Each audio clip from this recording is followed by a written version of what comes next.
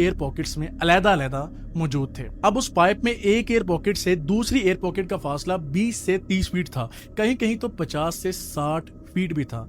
अब here is the thing, उन air pocket के दरमियान जो सीधा पाइप आता था वो फुल पानी से भर चुका था।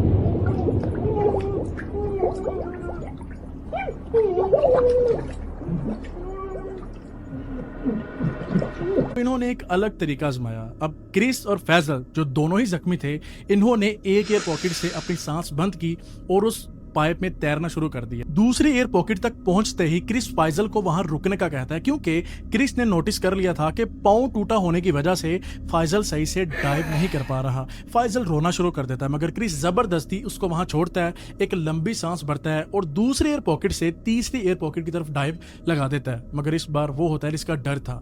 ये तीसरा एयर पॉकेट 30 फीट से भी ज्यादा दूर था, जिसकी वजह से उन दोनों एयर पॉकेट के दरमियान में ही उसकी सांस उखड़ना शुरू हो जाती है।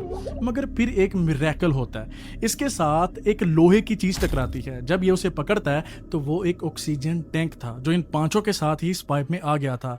ये उस ऑक्सीजन टैंक का यूज कर आगे बढ़ता रहता है और आगे एक और मिरेकल होता है, इससे एक और ऑक्सीजन टैंक मिल जाता है। मगर इसका हुड टूटा हुआ था, जिसकी वजह से इसने जैसे ही उसका पाइप मुंह में डाला तो उसके मुंह में कुछ क्रूड ऑयल भी चला गया। मगर ये ऑक्सीजन टैंक काम दे रहा था, तो इसी तरह ये आगे बढ़ता रहता है और एट लास्ट ये उस यू शेप पाइप के राइजर के ऊपर मौजूद एक बर्थ पॉइंट तक पहुंच जाता है। अब यहां ये डर चुका था, क्योंकि अगर ये बर्थ नंबर 5 होती तो फिर तो इसको कोई नहीं बचा सकता था, क्योंकि बर्थ नंबर 5 जहां से ये आए थे उसके बिल्कुल अपोजिट साइड पे थी।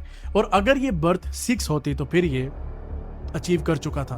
तो ऐसा ही होता है, जैसे ही ये राइजर से अपना सर उठाता है, इससे सुराख के अंदर से थोड़ी सी रोशनी आती हुई नजर आती है। मगर जैसे ही ये राइजर से ऊपर डाइव करने की कोशिश करता है, ये नहीं कर पाता, क्योंकि यू शेप का ये जो ऊपर वाला पॉइंट था ये था राइजर। मगर उस सुराख से अभी भी पानी का प्रेशर नीचे आ रहा था, तो इसी वजह से ये ऊपर की तरफ डाइव नहीं कर पा रहा था। तो ये पाइप को मुक्के मारना शुरू कर देता है कि कोई इसको बचाओ। फिर उसी वक्त बर्थ नंबर 6 के सुराख से एक फरिश्ता सिफत इंसान संगली बाने पाइप के अंदर आता है और क्रिस को पकड़ के पाइप से बाहर निकालता है और सतह समुद्र पे ले आता है। अब क्रिस जब उससे पूछता है कि तुम कौन हो, तो वो बताता है कि मेरा नाम है कोरी। और क्रिस उसको पहचान लेता है, क्योंकि कोरी उसका पड़ोसी था और कोरी के साथ 2 और लोग थे, एंड्रयू और निकोलस कुर्बान। निकोलस कुर्बान फैजल कुर्बान का ही बेटा था। क्रिस को यह जान के बहुत दुख होता है कि पारिया कंपनी ने उनको बचाने के लिए कोई रेस्क्यू टीम भेजी ही नहीं।